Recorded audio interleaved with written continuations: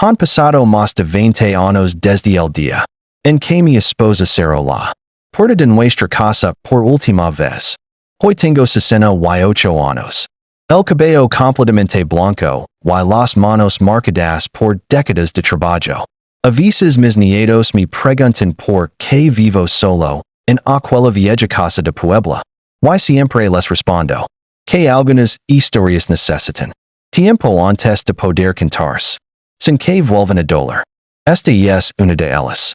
Cuando conocí a Elena, yo tenía 25 años y apenas estaba levantando un pequeño negocio de distribución de materiales para construcción. No éramos ricos.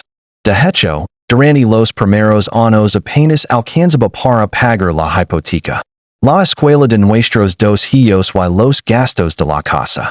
Pero nunca nos acostábamos sin cenar y jamás faltó un abrazo antes de dormir. Con el paso de los años, el negocio comenzó a crecer. Compramos una casa más grande en la colonia La Paz. Cambiamos el viejo sedán por una camioneta. Y pudimos viajar una vez al año con los niños. Siempre pensé que todo ese esfuerzo era para nosotros. Qué ingenuo era. Las personas no destruyen un matrimonio de un día para otro. Primero cambian la forma en que te miran. Después de preguntar cómo estuvo tu día. Finalmente, empiezan a sonreír por mensajes que nunca comparten contigo. Yo preferí ignorarlo. Me repetía que después de 19 años de matrimonio era normal. Que las cosas cambiaron. Hasta que luego aquel jueves de abril. Regresé temprano de una reunión porque uno de mis clientes canceló a última hora. Al entrar a la casa noté algo extraño. Elena estaba sentada en el comedor, perfectamente arreglada. Como si esperara una visita importante. Ni siquiera se sorprendió al verme antes de tiempo. Qué bueno que llegaste. Dijo con una calma que todavía recuerdo. Necesitamos hablar. No sin miedo. Sin curiosidad. Dejé las llaves sobre la mesa. Me serví un vaso de agua y me senté frente a ella. Durante unos segundos ninguno dijo una palabra. Luego respiró profundamente. Ricardo, yo no soy feliz. Pensé que era una discusión más. Todos los matrimonios pasan por momentos difíciles. Pero entonces continuó. Conocí a alguien hace unos meses.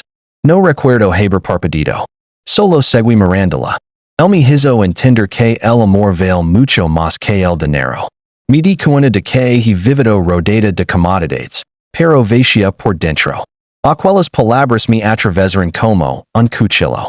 No porque mencionara a otro hombre, sino porque hablaba de nuestra vida como si hubiera sido un error. Mira alrededor. Esa casa la habíamos construido juntos. En esas paredes estaban las fotografías del nacimiento de nuestros hijos. Las vacaciones familiares y los cumpleaños que creía inolvidables. Todo parecía seguir en su lugar. Excepto nuestro matrimonio. ¿Desde cuándo? Pregunté con la voz más tranquila de la que fui capaz. Ella bajó la mirada. 5 meses. 5 meses. 5 meses compartiendo mi mesa. Demiendo a mi lado y diciendo que me cuidara cuando salía a trabajar. Mientras planeaba una vida con otro hombre. Y lo peor fue que todavía no sabía quién era él. Pero estaba a punto de descubrir algo que cambiaría mi vida para siempre. Aquella noche casi no dormí. No porque quisiera convencer a Elena de cuidarse. A mis 49 años ya había aprendido que el amor no puede mendigarse. Lo que me quitaba el sueño era otra cosa. Necesitaba entender. Cuando había dejado de conocer a la mujer con la que compartí casi 2 décadas de mi vida. A la mañana siguiente ella actuó como si nada hubiera pasado. Preparó café. Regó las plantas del jardín, y hasta me preguntó si volvería tarde de la oficina. Le respondí con una sonrisa. No lo sé. Tengo mucho trabajo. Era mentira. En cuanto salí de la casa conduje hasta el despacho de mi viejo amigo Ernesto Salgado. Nos conocíamos desde la universidad y, además de ser abogado, era el hombre en quien más confiaba después de mi padre. Cuando terminé de contar todo, Permaneció en silencio unos segundos. ¿Qué piensas hacer, Ricardo? Mirar por la ventana de su oficina. Desde el quinto piso podía verse casi toda la ciudad de Puebla. No voy a pelear por alguien que decidió irse. Ernesto asintió lentamente. Entonces piensa con la cabeza y no con el corazón. Sacó una libreta y comenzó a hacer preguntas. ¿En nombre de quién estaba la empresa? ¿Quién aparecía como propietario de los inmuebles? ¿Existen cuentas compartidas? Durante años jamás presta atención a esos detalles porque nunca imagine necesitarlos. Por fortuna, mi padre me había enseñado una lección muchos años antes. Nunca mezcles completamente el patrimonio de la empresa con el patrimonio familiar. Gracias a ese consejo, la distribuidora seguía siendo únicamente mía.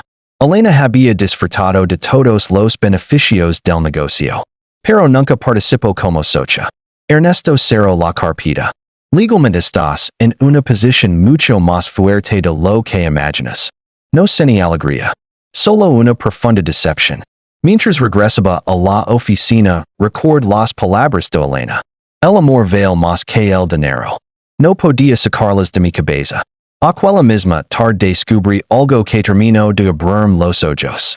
Mi secretaria entró a mi despacho con expresión incómoda.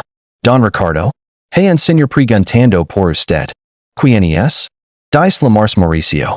El nombre no significaba nada para mí. Lo pedí que lo hiciera pesar.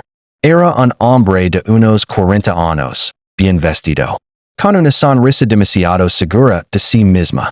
Se sentó frente a mí sin esperar invitación. Supongo que Elena ya habló con usted. Sentí un frío recorrerme la espalda. Así que aquel era el hombre. Lo observé durante unos segundos. Parecía convencido de que había ganado. ¿Qué quiere? Preguntó. Sonrió con tranquilidad. Solo quería que supiera que no pretendo hacer daño. Elena merece ser feliz. Ella me ama y yo también la amo. El dinero nunca ha significado nada para nosotros. Escuch cada palabra sin interrumpirlo. Cuando terminó, simplemente sentí. Le deseo suerte. Su sonrisa desapareció por un instante. Seguramente esperaba gritos, amenazas o insultos. No obtuvo ninguno. Porque mientras él hablaba de amor, yo ya había comprendido algo que ninguno de los dos alcanzaba a ver. Hay personas que confunden la emoción del momento con el verdadero amor. Y tarde o temprano, cuando la ilusión desaparece, la realidad siempre presenta la cuenta. A partir de aquel día dejé de hacer preguntas y comencé a observar.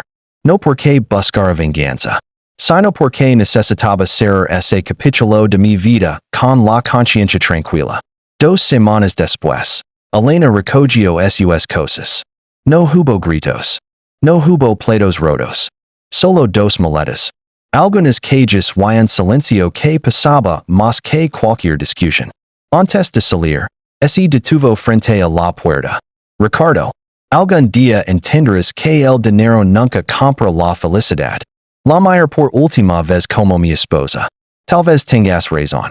Pero la felicidad tampoco sobrevive cuando desaparecen el respeto y la lealtad. Bajo la mirada y se marchó. Durante los meses siguientes me refugié en el trabajo. No para olvidarla, sino porque era la única manera de mantener mi mente ocupada. La empresa siguió creciendo y, con el tiempo, abrimos 2 nuevas sucursales en Querétaro y León. Nuestros hijos ya eran adultos y, aunque el divorcio les dolió, nunca los puso en contra de su madre. Ella tenía derecho a seguir siendo su madre. Eso jamás estuvo en discusión. Pasó aproximadamente un año sin saber casi nada de Elena. De vez en cuando alguno de mis hijos mencionaba que vivía con Mauricio en una casa rentada a las afueras de Cholula. Dicen que llevaban una vida sencilla, exactamente como ella había soñado. Yo seguí adelante. Hasta que una tarde recibí una llamada inesperada. Era mi hija mayor. Papa, mamá está aquí. Guard silencio. ¿Está bien? No. Creo que deberías venir. Condujo hasta su casa sin imaginar lo que iba a encontrar. Elena estaba sentada en la sala. Había envejecido mucho más de lo que permite un solo año. Tenía la mirada apagada y sostenía un sobre entre las manos.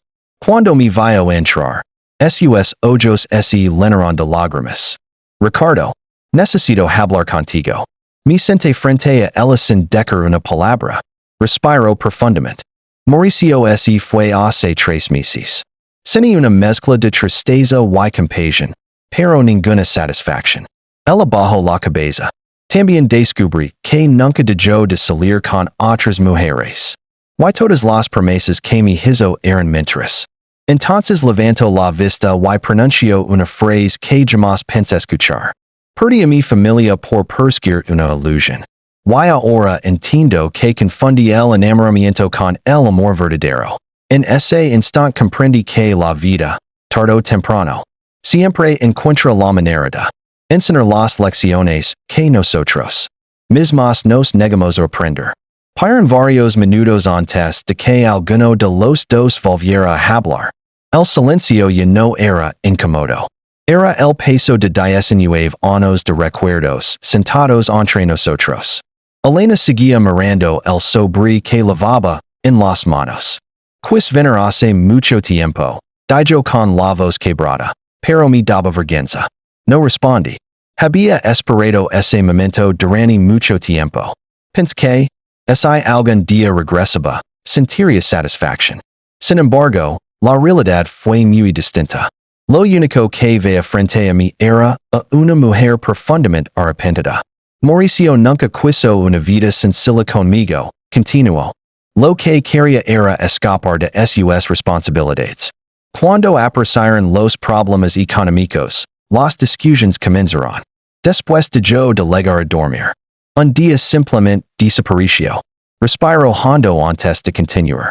Todo lo que me permitió terminó siendo mentira. La observé en silencio. No necesitaba decir que yo ya lo sabía.